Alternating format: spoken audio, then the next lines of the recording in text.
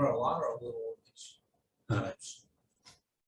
There are just a few, but it's just so you can see there are multiples. It's like when we say an owner, we don't always refer to an owner who's in a private sector, right? When we say an owner, we don't always refer to somebody in a government sector.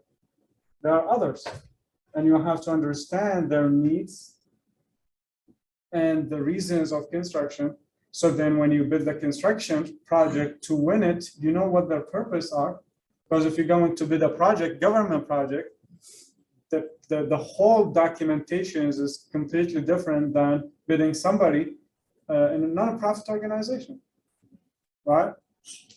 So this might kind of fall under one of the already named, but like Three? It's like, Yeah, or three. like Yeah, it's government, private, and Yeah. non, okay, if there was like co-owners, co-owners. me and you own the same thing, but we're partners. Is that separate, or does that fall under one of those? Three? Co-owner with who? You're the owner. Just like two people. You Two own the people? business. Would that still be Private. fall under private? Private. What about if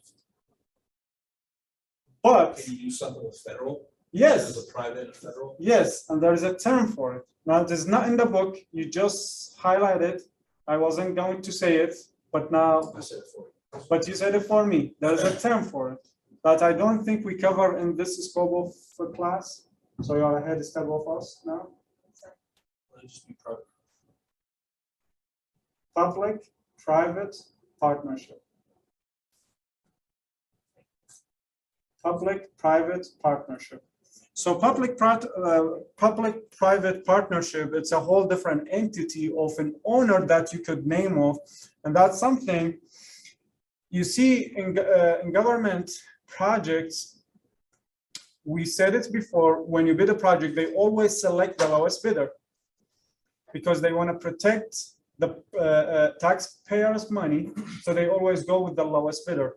But then in a private sector, they don't have to do that, and they can choose whatever they think is the right contractor to perform the job. So then they came up with something called public-private partnership, is combining the two entities together using the advantages of both. So when an owner is a public-private partnership, they don't have to use the lowest bidder, although the project is government project. You see? And this is actually more complicated, and the scope of work is very broad. So let's not get into it, but at least I got the chance to introduce it to you. Yes. Just real quick, what kind of project would that be? It could be any project you think. So for instance, it could be a bridge.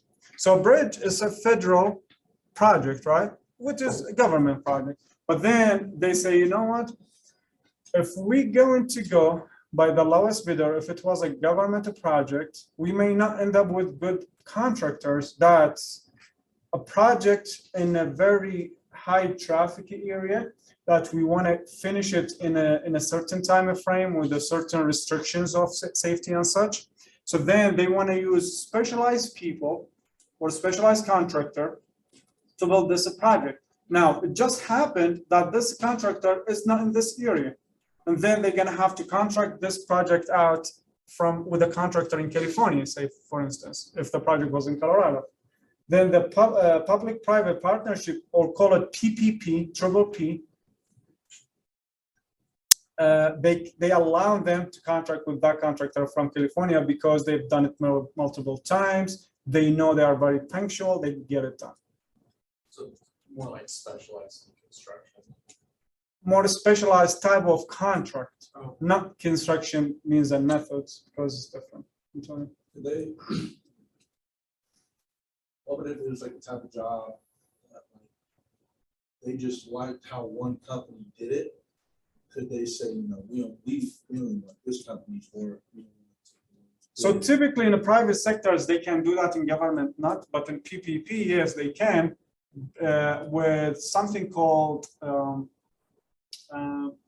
request for proposals, right?